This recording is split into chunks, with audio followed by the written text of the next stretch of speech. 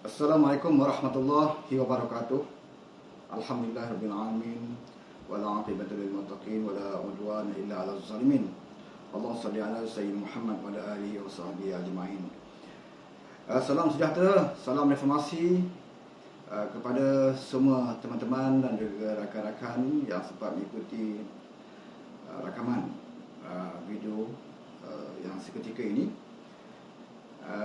Terima kasih banyak yang juga kepada rakan-rakan yang telah pun sudi subscribe YouTube channel saya untuk kita lebih banyak berkongsi dan juga melaksanakan beberapa program yang dapat kita share bersama di channel YouTube saya. Jadi channel YouTube saya Fauzdian Channel, YouTube channel. Bagi mereka yang belum subscribe, saya mohon kerjasama untuk memberikan sokongan kepada channel YouTube yang baru saya aktifkan. Okay.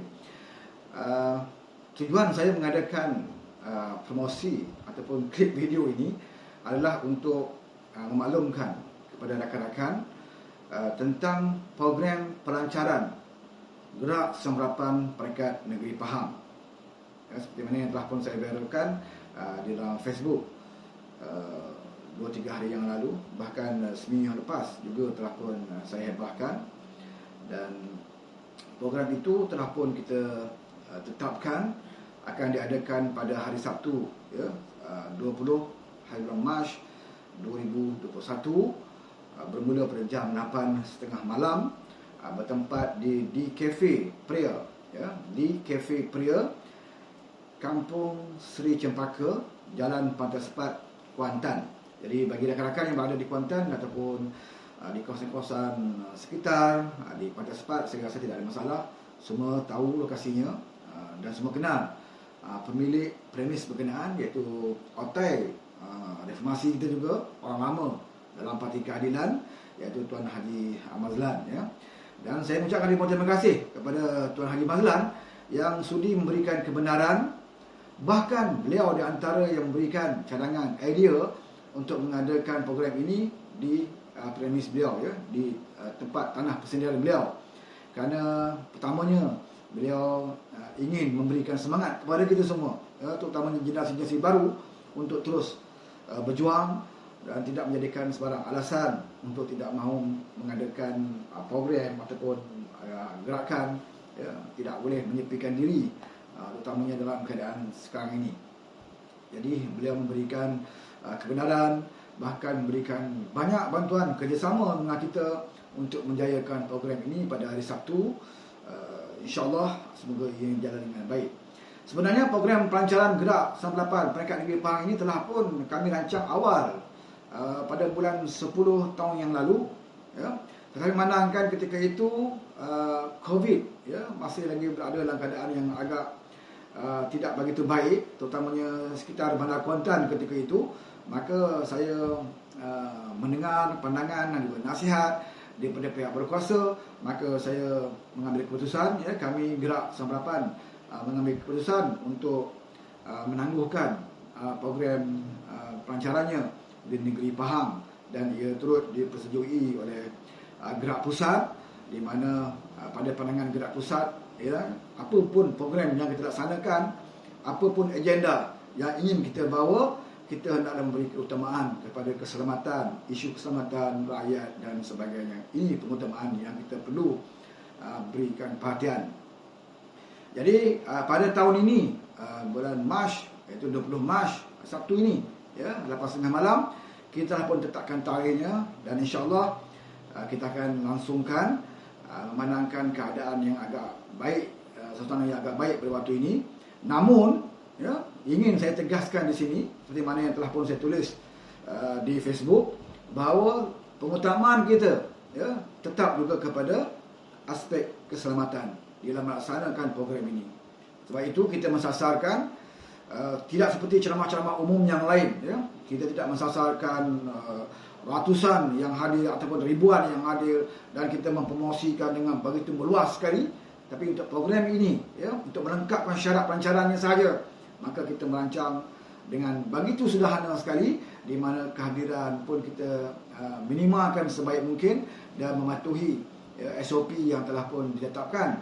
Dan setiap daripada kalangan yang akan hadir, ya, kita wajibkan untuk mematuhi SOP yang ditetapkan, ya. Itu yang kewajipan, di mana kita akan sediakan tempat pemeriksaan suhu, ya, untuk kita scan MySejahtera, kita daftar nama dan sebagainya, ya. Jadi sebab itu saya menyeru bagi rakan-rakan yang ingin bersama meraihkan pelancaran gerak 98 ini, datanglah awal, ya. Kalau boleh 8.30 tu telah pun berada di situ, kerana ianya amat terhad sekali, ya. Jadi kita bukanlah buat secara meluas seperti ceramah perdana secara umum, ceramah-ceramah umum seperti mana yang lazim kita lakukan. Kita hendaklah mematuhi arahan ini dan kita menghormati arahan yang dikeluarkan ini, ya, demi keselamatan untuk kita bersama. Okey, apakah sebab, ya, gerak 98 negeri Pahang ini hendak ditubuhkan? Ya, sebenarnya boleh katakan seluruh negeri telah pun melancarkan, ya, gerak 98 di negeri masing-masing. Tak salah saya kecuali Sabah dan Sarawak, ya. Di Semenanjung boleh katakan semua negeri telah pun melancarkannya, kecuali Pahang. Mungkin ada 1-2 negeri lagi yang mungkin tak buat, tapi yang saya tahu Pahang mungkin negeri yang terakhir, ya, masih belum melancarkannya, ya. Apapun, ya, matlamat yang ingin kita capai melalui gerak ini, kita harus melihat kembali bagaimana asas penumbuhan gerak itu sendiri, ya, asas penumbuhan gerak itu sendiri, seperti mana yang telah selalu disebut oleh Ketua Gerak Nasional Datuk Umar Izzam Nor, di mana gerak ini berasaskan kepada apa yang diperjuangkan sewaktu gerak yang ditubuhkan oleh almarhum Ustaz Fadil Nor pada tahun 1999, ya, yang begitu aktif sekali ketika itu, yang mengumpulkan semua pertubuhan, NGO, parti-parti politik yang ketika itu menentang ketidakadilan dan juga kezaliman yang berlaku pada waktu itu.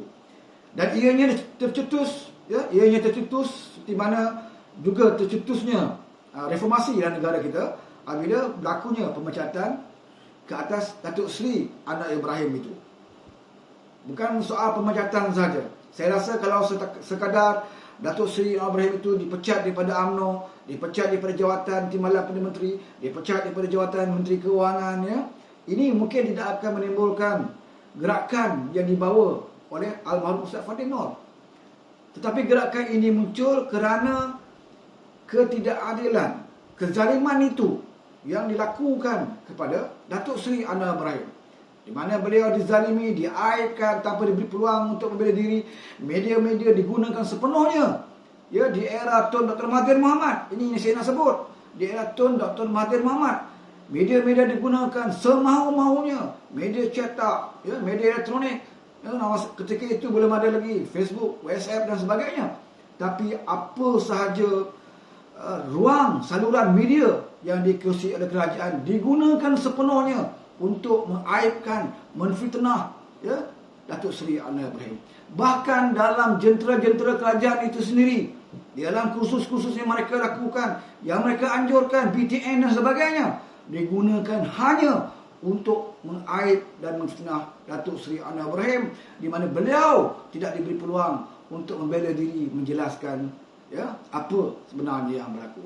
Akhirnya Datuk Seri Anwar Ibrahim, orang yang berjiwa besar, orang yang berani, ya, menjelajah ke seluruh negeri untuk memberi penerangan kepada rakyat Malaysia, ya, tentang fitnah yang dihadapkan kepada beliau. Di sini bermulanya era reformasi, ya. Ada yang berkata reformasi ini bukan milik Anwar, reformasi ini bukan milik Parti Keadilan, reformasi ini adalah milik semua orang, maka tidak ada sesiapa pun boleh klaim reformasi itu. Betul, dan saya bersetuju. Bahkan reformasi ini, reform ini berlaku di negara-negara luar. Yang paling hampir dengan kita, reform ini berlaku di Indonesia sewaktu di zaman Dr. Amin Rais. Ini penyetus reformasi di Indonesia, sehinggalah memartabatkan Indonesia ini ke tahap yang ada sekarang ini. Tercetusnya reformasi di Indonesia di bawah Amin Rais barulah berlaku di negara kita tahun 1998. Ya. Jadi di Malaysia ini siapa yang mencetus? Siapa yang bawa slogan ini, memperkenalkan slogan ini, dan untuk meletakkan slogan ini sebagai agenda perjuangan Bahkan dalam Parti Keadilan itu sendiri, ya, reformasi ini salah satu asas tunjang kepada dasar-dasar dan prinsip Parti Keadilan itu sendiri. Parti Keadilan itu pun wujud kerana reformasi ini, ya, dan gerak ini juga wujud kerana reformasi yang tercetus pada tahun 1899. Ini diasaskan oleh almarhum Ustaz Fadil Noor. Ya, pemimpin PAS ketika itu, Presiden PAS ketika itu. Siapa dah tahu, sewaktu mereka bertembung di arena politik, sewaktu PAS dengan UMNO bertembung, Anwar Ibrahim ketika itu sebelum masuk UMNO bersama dengan ABIM menjadi Presiden ABIM, almarhum Ustaz Fadil Noor menjadi timbalannya. Begitu akrab hubungan mereka. Tetapi Anwar Ibrahim memilih untuk bersama dengan UMNO, dengan matlamat untuk cuba, ya, menerapkan nilai-nilai Islam di dalam UMNO ketika itu. Ya, walaupun ianya tidak dipersetujui oleh almarhum Ustaz Fadil Noor. Ya, almarhum Ustaz Fadil Noor pernah mengatakan kepada Anwar, sekiranya kamu nak suci najis, ya, sekiranya kamu nak mencuci najis, kamu tidak boleh berada dalam tong najis. Kelak badan kamu akan dilumuri oleh najis-najis ini. Tetapi itu, ya, pandangan pendapat almarhum Ustaz Fadil Noor. Di pihak Anwar Ibrahim pula beliau menyatakan kalau tidak ada orang yang berani masuk UMNO, ya, cuba untuk memulihkan UMNO, maka UMNO akan terus kekal menjadi parti politik seperti mana yang diamalkan ketika itu oleh Dr. Mahathir Mohamad. Ini ada pendekatan, ya, hikmah. Anwar masuk UMNO mempunyai hikmahnya. Almarhum Ustaz Fadil Noor juga berada di luar UMNO mempunyai hikmahnya. Ada kebaikannya ketika itu. Ada dua pemimpin yang asalnya begitu akrab berada dalam dua parti yang berbeza. Apabila berada dalam parti yang berbeza, parti yang bertentangan, sudah pastilah ada pertembungan politik berlaku.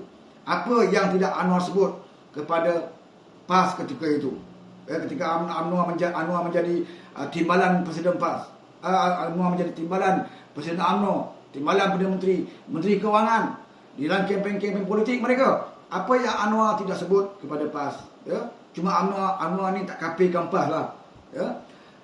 Apa juga PAS tidak sebut kepada Anwar Ibrahim ketika itu. Sebab apa? Sebab parti ini bertembung, ya, pertembungan parti politik berlaku, maka sudah pastilah ada kempen-kempen, ya, masing-masing akan menegakkan hujah masing-masing dan sebagainya. Tapi bagusnya, ya, almarhum Ustaz Fadil Noor, beliau berdepan dengan parti politik secara gentleman dengan hujah mereka, dengan hujah yang beliau bawakan, sama ada di luar parlimen maupun dalam parlimen. Beliau tidak semudah-mudah itu untuk mengaitkan wang. Beliau tidak semudah-mudah itu bersetuju dengan sebarang kezaliman. Ya, beliau tidak bersekongkol dengan pemerintah. Beliau tidak mengampu pemerintah. Bahkan beliau lebih hampir kepada rakyat-rakyat Marhaen di bawah ini. Sebab itu, ketika Datuk Seri Anwar Ibrahim dipecat, apabila beliau dipecat, almarhum Ustaz Fadil Noor masa itu, ya, tidaklah menggerakkan gerak lagi. Beliau hanya melahirkan simpati atas dasar kawan. Beliau mengunjungi Datuk Seri Anwar Ibrahim di antara pemimpin pembangkang ketika itu. Yang pertama datang bertemu dengan Datuk Seri Anwar Ibrahim Sejurus, Datuk Seri Anwar Ibrahim dipecat. Atas dasar sahabat, ya, setia kawan, maka beliau bertemu Datuk Seri Anwar Ibrahim. Gerak ini tumbuh apabila kezaliman itu berlaku kepada Datuk Seri Anwar Ibrahim. Kalau sekadar Anwar itu dipecat, mungkin gerak tidak akan wujud. Almarhum Ustaz Fadil Noor tidak akan menggerakkan seluruh rakyat untuk menentang kerajaan ketika itu. Tetapi apabila kezaliman, ketidakadilan itu, ya, fitnah yang begitu hebat ditujukan kepada Datuk Seri Anwar Ibrahim, di waktu itulah almarhum Ustaz Fadil Noor berpegang kepada apa yang diajarkan oleh Islam, iaitu kamu hendaklah memperjuangkan keadilan, kamu lawan kezaliman, tidak kira siapa mangsanya, sama ada mereka Melayu, Cina, India, Iban, Kerazan, tak kira apa agama sekalipun, bahkan sekiranya berlaku kezaliman ke atas binatang sekalipun, hendaklah kita pertahankan, hendaklah kita menentang pihak-pihak yang melakukan kezaliman. Ini yang dilakukan oleh almarhum Ustaz Fadil Noor. Sebab itulah gerak ini wujud sekarang ini, kerana perlu kepada kesinambungan orang yang ingin memperjuangkan apa yang diperjuangkan oleh almarhum Ustaz Fadil Noor. Ya, kita lihat ketika beliau dipanggil oleh Allah Subhanahu Wa Taala, ya, beliau pulang ke rahmatullah. Allah telah memperlihatkan kepada kita di dunia lagi bagaimana tokoh ini mendapat kemuliaan. Ratusan ribu manusia berarak di jalan raya, kalau boleh nak pergi melihat jenazah, menatapi jenazah untuk kali terakhir almarhum Ustaz Fadil Noor. Beliau diberi kemuliaan di dunia lagi. Tuhan tunjukkan di mana manusia yang baik, manusia yang berakhlak, manusia yang tidak memandang kepada rupa paras, kaum, agama dan sebagainya. Orang ini memperjuangkan keadilan, orang ini melawan kezaliman, maka semua manusia akan menghormati beliau, sama ada beliau hidup ataupun beliau telah pergi. Ini yang Allah pertuntunkan kepada kita. Ini yang sepatutnya kita cuba contohi. Perjuangan ini melampaui perjuangan parti politik dan kefahaman politik. Selepas itu kita lihat juga almarhum Tok Guru Aziz juga mempunyai pendekatan yang sama seperti almarhum Ustaz Fadil Noor. Beliau bukan pengampu kerajaan, beliau sentiasa memberikan nasihat, teguran, kezaliman yang ketika itu masih juga berlaku untuk beberapa kali kepada Tok Sri Ibrahim. Tok Guru Aziz Nikmat selalu memberikan teguran, selalu memberi peringatan kepada pihak berkuasa, jangan sesekali melakukan kezaliman kepada seseorang, tak kira Anwar Ibrahim atau sesiapa sekalipun. Ini yang diperjuangkan almarhum oleh Tok Guru Aziz Nikmat. Sebab itu ketika almarhum Tok Guru Aziz berada dalam parti PAS, tidak terfikir oleh kita bagaimana orang bukan Islam, kaum Cina, kaum India terutamanya yang memegang bendera PAS. Tidak terfikir oleh kita bagaimana kaum Cina, kaum India pakai baju t-shirt yang ada gambar almarhum Tok Guru Aziz Nikmat. Ini berlaku dalam pilihan raya. Sebab itu di arah almarhum Tok Guru Aziz Nikmat. Sebab apa beliau dimuliakan? Sebab beliau adalah seorang yang berakhlak. Beliau menunjukkan teladan yang baik. Beliau bukan yang bersifat ekstrim kaum dan juga agama. Beliau punya hikmah-hikmah pendekatan-pendekatannya di dalam memperjuangkan parti Islam ketika itu. Selepas beliau kembali ke rahmatullah, kita melihat jauh sekali perbezaan yang berlaku di dalam pimpinan parti PAS itu. Jauh sekali. Tidak ada lagi suara-suara seperti mana kita dengar daripada era almarhum Fadil Noor ketika almarhum Tok Guru Aziz Nikmat. Bahkan kita dengar adalah retorik hukum, haram, halal, hudud, akta, bab arak, judi dan sebagainya. Itu saja dimainkan dalam propaganda mereka. Selepas itu bila diberi peluang sekarang ini, mereka berada dalam kerajaan. Di mana suara-suara ini? Di mana suara hudud? Di mana suara RU355? Di mana suara judi, arak, pramugari, tutup aurat dan sebagainya? Tidak lagi kedengaran. Tidak lagi kedengaran. Yang ada hanyalah kita umat Islam ini haruslah menerima keputusan kerajaan dalam melaksanakan undang ini. Kalau kita tidak bersetuju, kita naklah menolak dengan hati. Kerana Islam ini mengajar kalau tak bersetuju, tidak boleh lawan dengan tangan, lawanlah dengan hati. Ini hukum yang dimainkan. Sedangkan kamu di pihak yang berkuasa, kamu ada kuasa untuk melaksanakannya. RUU 355 sebagai contoh. Kalau dulu kamu pemangkang, kamu tidak ada kuasa, kamu bawa juga usul itu menjadi usul persendirian, diberikan peluang untuk berbahas, itu pun kamu sendiri minta tangguh sehingga sampai kesudah RUU 355 itu tidak dapat dibahaskan. Kamu gunakan alasan kamu tidak berada di tempat yang ada kuasa. Sekarang ini kamu berada di tempat yang ada kuasa. Bahkan parlimen pun pemimpin kamu yang kuasai. Parlimen pun di bawah menteri undang-undang yang kamu sendiri pimpin. Kamu akan menentukan mana-mana usul yang boleh dibawa dalam parlimen, mana-mana usul yang harus ditolak. Kenapa tidak dibawa usul ini? Usah bicara tentang hudud. Walaupun pernah mengatakan hudud adalah nyawa kami. Selepas itu mengatakan RUU itu adalah nyawa kami. Sama hari ini tidak disebut lagi dua perkara ini. Adakah PAS sudah hilang nyawanya? Ya, PAS sudah hilang nyawanya. Kenapa? Kerana mata dan mulut mereka kini telah disumbat dengan kemewahan jawatan-jawatan tinggi. Sebab itu PAS sanggup mengenepikan UMNO kerana nak bersama dengan Muhyiddin. Kenapa? Kerana Muhyiddin memegang kuasa. Walaupun PAS tahu kuasa itu bukan daripada mandar rakyat. Walaupun PAS tahu kuasa itu oleh cara pengkhianatan seperti mana yang PAS alami ketika di Perak tahun 2008-2009. Di mana Dato' Nizar dijatuhkan juga dengan cara pengkhianatan. Ketika itu PAS mengharamkan rampasan kuasa itu haram hukumnya. Kerana merampas mandar rakyat. Tapi bila PAS bersama dengan kerajaan yang merampas mandat rakyat, hukumnya halal. Sebab apa halal? Sebab dapat jadi menteri. Ya, presiden dapat jadi duta khas. Walaupun tak bekerja pun tak apa, gaji jalan.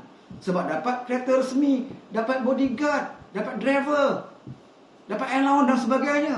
Jadi ini yang menjadi pertimbangan PAS sekarang ini. Sebab itu PAS tidak berani lagi menentang sebarang kemungkaran. Kalau di zaman PH, ya, cabutan judi itu hanya 12 ke 8 kali saja. Tetapi di bawah PN ini ditingkatkan kembali kepada zaman BN dulu. PAS juga tidak mampu bersuara. Ya, akhirnya untuk melonakkan hati penyokong mereka, PAS hanya menyatakan bahawa kalau kita tak setuju dengan apa yang kerajaan buat, tolaklah dengan hati. Sesungguhnya menolak dengan hati itu adalah selemah-lemah iman. Ini hukum hanya untuk orang bawahan. Orang seperti saya, ya, tak setuju, saya tolak dengan hati. Sebab saya tidak ada kuasa. Sekarang kamu pegang kuasa, kamu berada dalam kabinet, kamu berada dalam kerajaan, mandat rakyat, yang mencuri mandat rakyat, kerajaan tebuk atap. Kalau kamu jadi kerajaan, walaupun tebuk atap, walaupun tak ada mandat, tapi kuasa ada pada kamu. Mengapa kamu tidak laksanakan? Kerana kamu tahu bahawa kamu tidak ada kekuatan. Dan juga kamu tahu bahawa apa yang kamu laungkan selama ini hanyalah slogan politik, dan ada hikmahnya kerajaan PH jatuh kerana Allah nak tunjukkan kepada kita semua bagaimana parti lebay ini sebenarnya hanya retorik dalam kempen-kempen mereka. Kerana Allah telah berikan mereka peluang, walaupun peluang itu bukan datang daripada rakyat. Ya, bak kata Haji ini bukan langkah syaitan, ini bukan langkah syaitan, ini adalah langkah kanan, kata Tok Guru ni Aziz. Kata Tok Guru Haji Hadi. Ya. Ini langkah kanan katanya, jadi kerajaan langkah kanan. Memang langkah kanan lah, ya. Kamu tak payah berusaha. Kamu tak payah susah payah orang lain nak dapatkan mandat rakyat. Dapat 18 kursi parlimen, boleh jadi menteri. Bersama dengan kerajaan yang berkhianat. Ya. Dalam PH dulu kamu kata PH hancing, tak laksanakan ini, tak laksanakan janji. Tapi yang banyak tidak laksanakan itu adalah menteri-menteri itu dalam PH dulu yang sekarang berada dalam kerajaan. Untuk reform polis, contohnya undang-undang polis, PDRM. Ketika itu Muhyiddin Yassin menjaga PDRM polis. Beliau sekarang menjadi Perdana Menteri. Janji-janji kita dengan warga Felda, orang miskin dan sebagainya di bawah Menteri Ekonomi, bawah PH ketika itu. Dan orang ini berada dalam kerajaan kamu sekarang ini. Ya. Jadi apa kerosakan yang berlaku zaman PH itu, banyak di antaranya tidak dilaksanakan oleh menteri-menteri yang ada pada kerajaan sekarang ini. Dan kamu bersama mereka. Bukan kamu boleh membetulkan mereka, bahkan kamu juga merosakkan kerajaan yang ada hari ini. Ini sebab itu saya nyatakan bahawa gerak 98 ini adalah kesinambungan daripada gerak yang diasaskan oleh almarhum Ustaz Fadil Nur, dan kita harus sama-sama menyokong gerakan ini. Ya, lagi banyak ada pertubuhan NGO yang menentang kemungkaran, menegakkan keadilan, harus kita beri sokongan. Yang kita hanya mengharapkan parti-parti politik.